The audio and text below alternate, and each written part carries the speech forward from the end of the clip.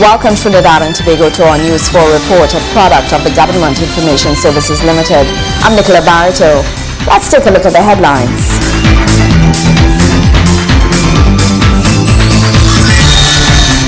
The Cipriani College Labor Studies recognizes individuals and organizations for their contribution to the labor movement and labor-related issues.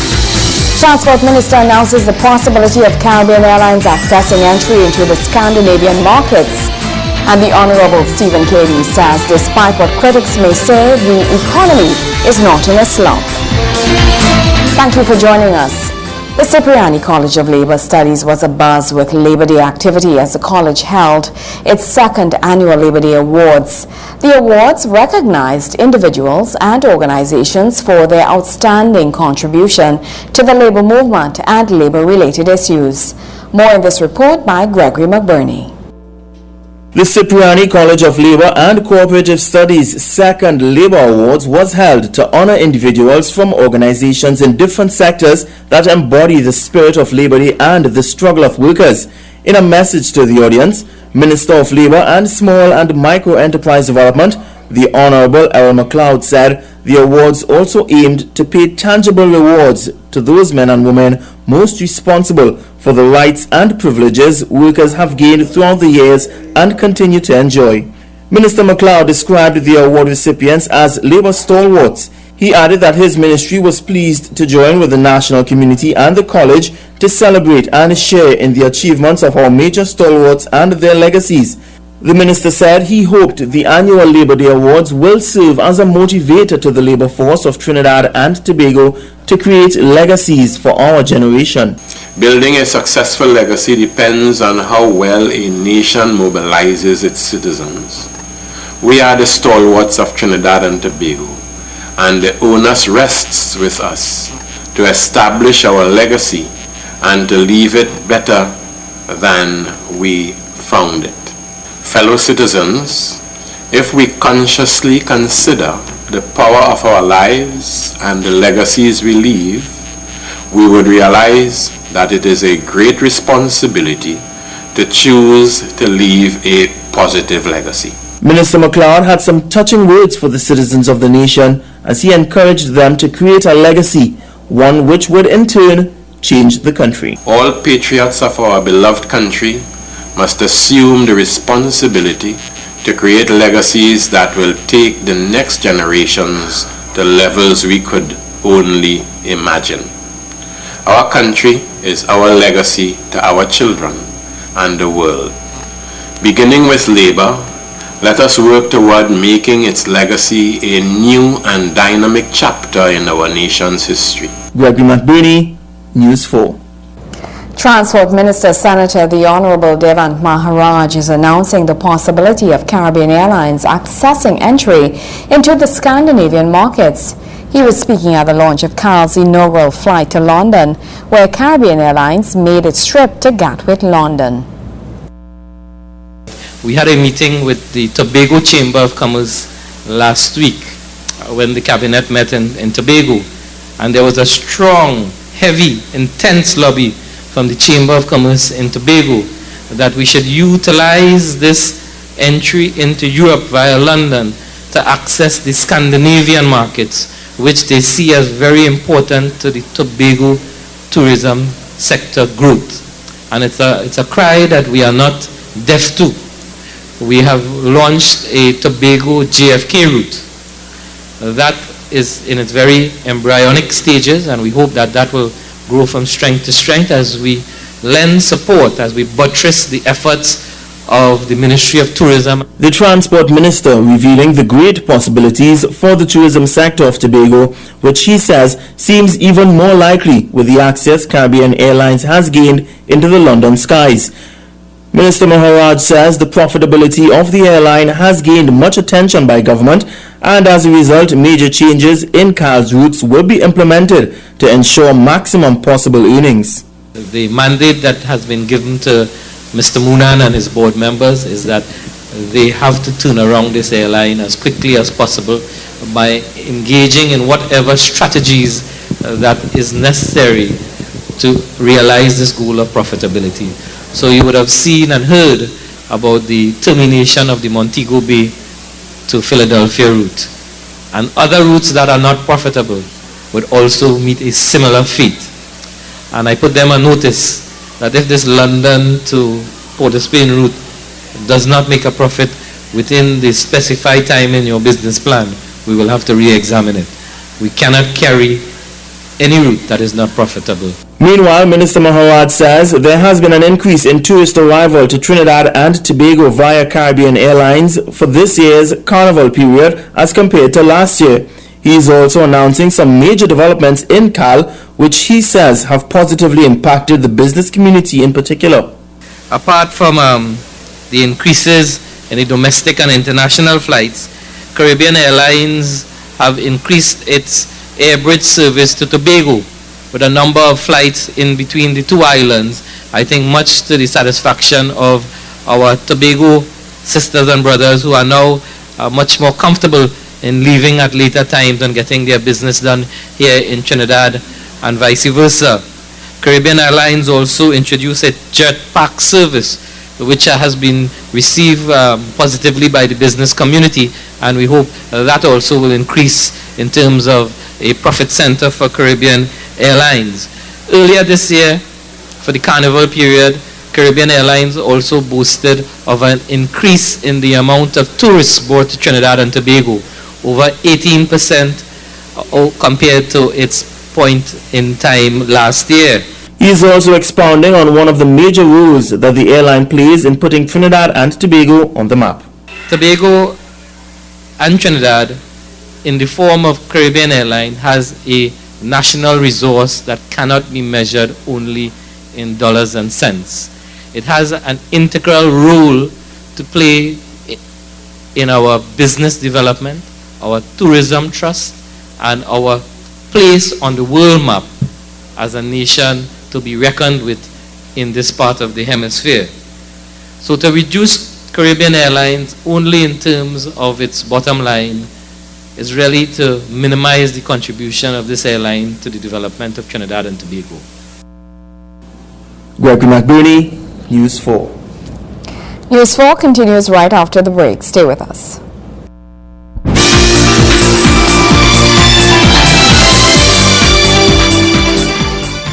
Never leave items like MP3 players, portable DVD players, laptops and briefcases on view inside your vehicle.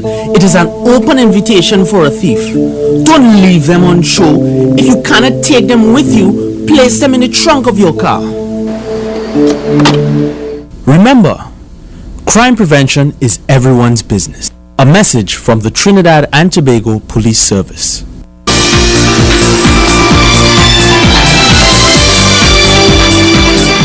Welcome back. Minister of Trade and Industry, the Honorable Stephen Cady, says despite what critics may say, the economy is not in a slump. He made the assertion while addressing persons gathered to celebrate the launch of a new line of chewing gum by KC Confectionery.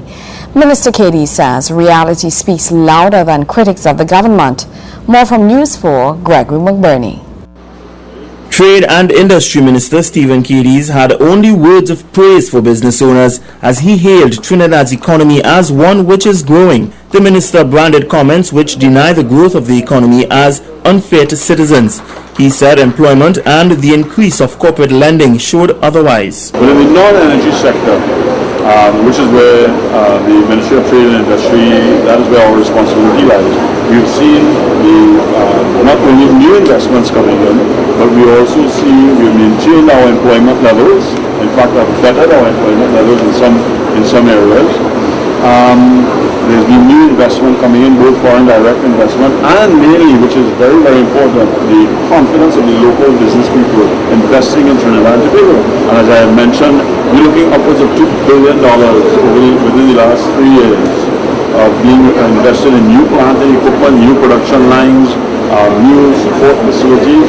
So when people use the word slump and they don't use the other word, which is growth in the non-energy sector, I think it's not fair to the citizens of this country to only assume that we're in a slump, because that is not the case. Minister Cadiz attributed the overall positive economic growth to the non-energy sector as he revealed that the country's most notable growth actually occurred in that sector.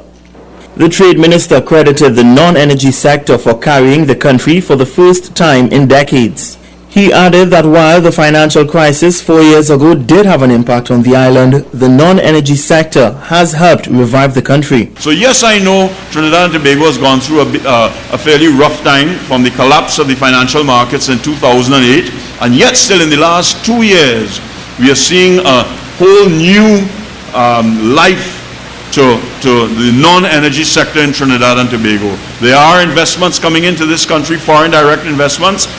We estimate, speaking with business people, that there is up close to $2 billion over the last 3 years that have been invested in new facilities in this country. Over $2 billion. And that says something. That says that there is confidence in this economy. That says there is confidence in this administration. There is confidence in the financial system. Speaking about what his ministry has been able to accomplish with him at the helm, Minister Cadiz said the private sector have been the ones most pleased. He says making the private sector happy has paid dividends for the economy as a whole. One of the main things that we have done is the interaction with the private sector, already working with the private sector. The private sector is the one who's going to make the investments. And private sector has to be very, very confident. I mean, money only goes where they feel comfortable. Right? That's the reason business people will invest. And from what we have seen, again, with the $2 billion plus being invested in this country, it is obvious that business feels comfortable with this administration. Regardless of all the naysayers, I don't take on that. When you come out to places like KC Confectionery and you go to other plants and you see the investments that are being made, that is reality. The rest of it is all talk. So I think the business community has a lot of faith and confidence in this administration, and will continue to invest. Minister Cadiz said his aim was to make persons around the world and in various sectors realize Trinidad is a gem for its potential as a trade hub. The minister assured business owners that his ministry will continue to ensure things are put in place to encourage local business growth. Gregory McBurney, News 4. As government looks to introduce the zoning of areas for specific land use purposes, such as housing, agriculture and industry, the thumbs up has been given for most of the country's construction to go local government bodies under the new Planning and Facilitation of the Development Bill. Planning and Development Minister Dr. The Honorable Bo Tiwari, making the announcement at the weekly post-cabinet media briefing, said under the new regulation there will be stronger enforcement of land development rules together with the establishment of an Office of Enforcement. Kimberly Ramkalawan has more. Approval for housing construction will now have to go to local government bodies under the new Planning and Facilitation of Development Bill. The announcement was made during the weekly post-cabinet media briefing by Planning and Development Minister Dr. Bo Tiwari, who says it's an attempt to enforce stronger land development regulation. The move comes as plans to zone key areas across the country have been outlined, and that a clear understanding of the district's earmarked specifically for housing construction, agriculture and industrial uses was needed. We are also going to have introduced simultaneously with the Planning and Development and Facilitation of Development Bill, we are going to introduce a registration of Planners Bill. And what that will do, it will make it mandatory for the registration and licensing of the practice of urban and regional planning in Trinidad and Tobago. And that bill will be laid, as I said, simultaneously with the Planning and Facilitation of Development Bill.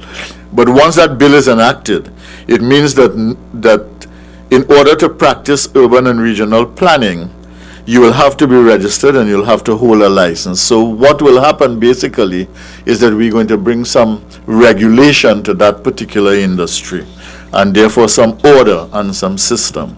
Currently, an analysis is being conducted of the feasibility of the municipal corporation's ability to handle the influx of work expected to come in with the changes pronounced. About 80% of the applications that now come to town and country planning for approvals involving simple approvals, such as the construction of a house, etc., we are going to devolve to local government. The minister added that an authority will be established to regulate land use and development in both urban and rural areas. We are going to establish an authority that will manage and regulate the process of land use and land development, so that the big developments will come to that authority.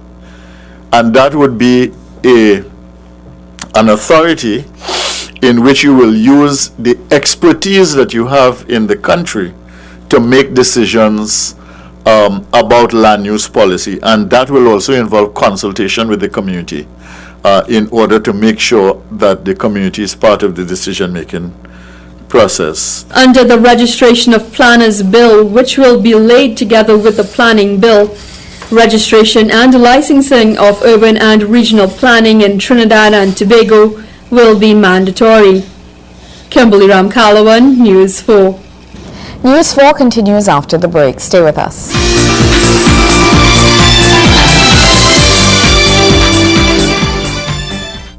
Dads aren't the only ones who beat up on kids. Sometimes kids beat up on kids. Every child has the right to be protected from violence, abuse, and neglect. Because I shouldn't be afraid to go to school or play with my friends. Because no child should be hurt by adults or by other children. Because safety is my right. Stop the bullying.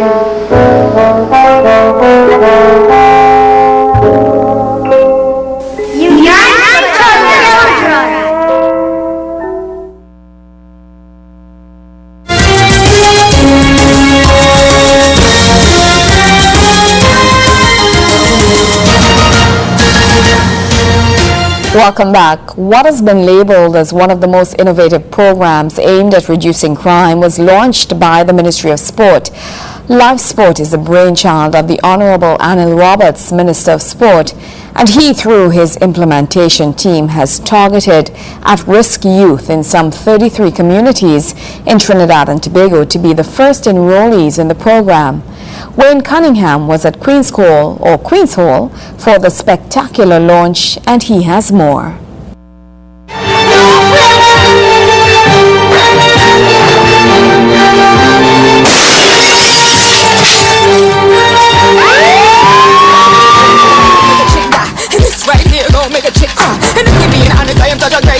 This is what I do when a chick breaks off.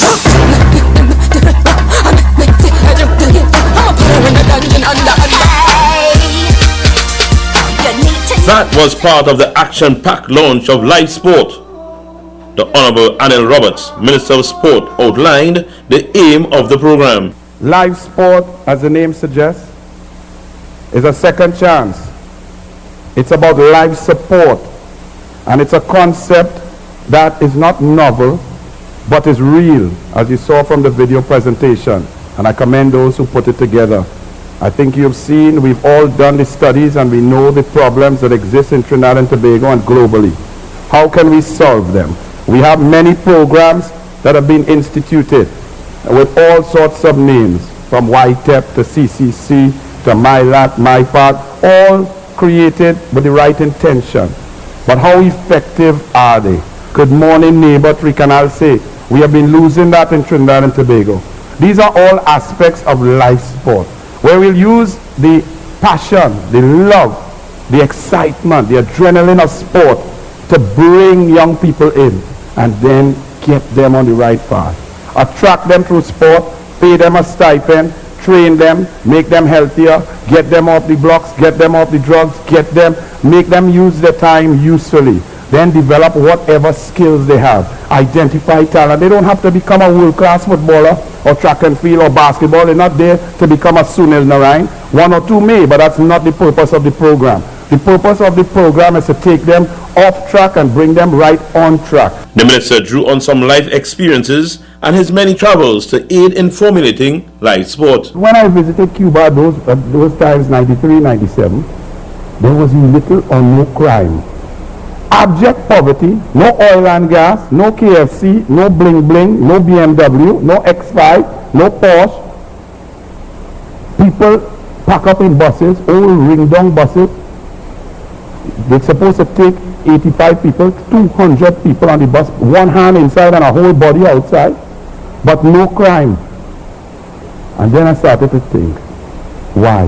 Because Castro did two things. One, he ensured that they had the greatest health care. Okay, the Minister of Health would deal with that.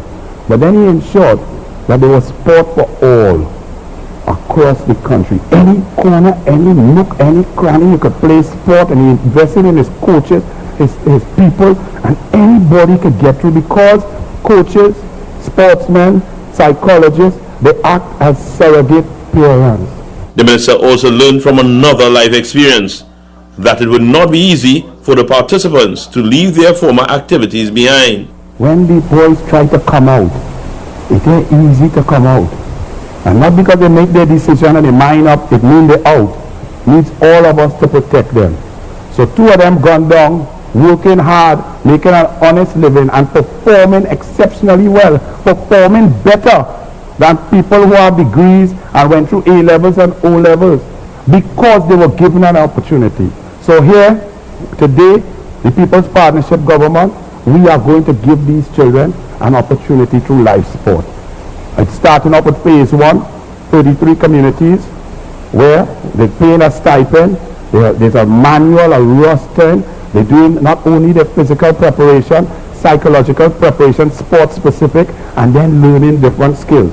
Whether it be in maintenance, as we do 94 grounds across Trinidad and Tobago, these are the boys who perform well, will be given contracts to maintain the grounds, to make it their own. Move on. We link up with the Ministry of Science and Tertiary Education to get them into some of the programs that exist so that they can extend their education and bring them on stream. But it takes support. They go in, some of these fellas, when they go back home, the bad boy is going to want to pull them out. And that's where we're going to link up with the Ministry of National Security, the Ministry of Community Development. All ministries going to come together to make sure that once we show these young people that we love them, we believe in them, and give them the opportunity, we will not forsake them. Look out for more on Live Sport. Wayne Cunningham, News 4 Sports. When we come back, fulfilling the promise.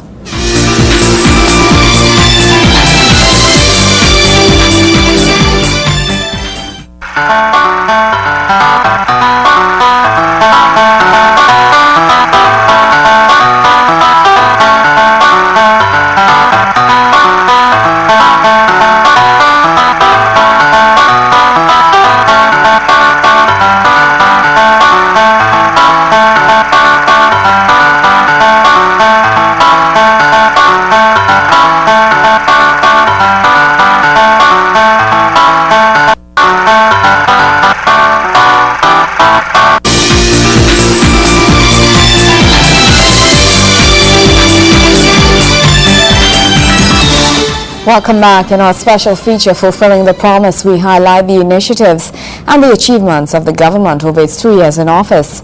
At News 4, we've joined in that effort, and each day in our news package, we feature one of the highlights from the long and impressive list of milestones over these last 24 months. In this story, we look at the Faizabad Labour Museum.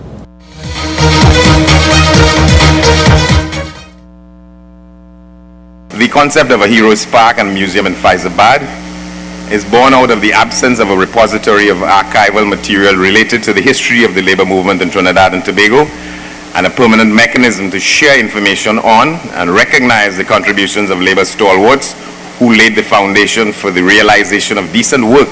And those persons include the late great Tubal Uriah Buzz Butler, Andy Bihari, Elmer Francois, Dora Bridgemohan, Adrian Colarenzi, Total Walcott, and of course George Weeks. And those are just some of them. Minister of Labour, Small and Micro Enterprises Development, Errol McLeod, is highlighting the significance of such an establishment in this country, particularly Faizabad. They believed that all men and women, whether rich or poor, should be treated equally, a sentiment that was vehemently opposed by the authorities of the day. And bet your bottom dollar, there are those who today will also oppose what we are about. But there are some of us with particular levels of determination, and we will ensure that our labor heroes are recognized and that we install a museum in their recognition and their honor. Well, that's how we wrap up this edition of our News 4 report, a product of the Government Information Services Limited. I'm Nicola Barito. Thank you for joining us.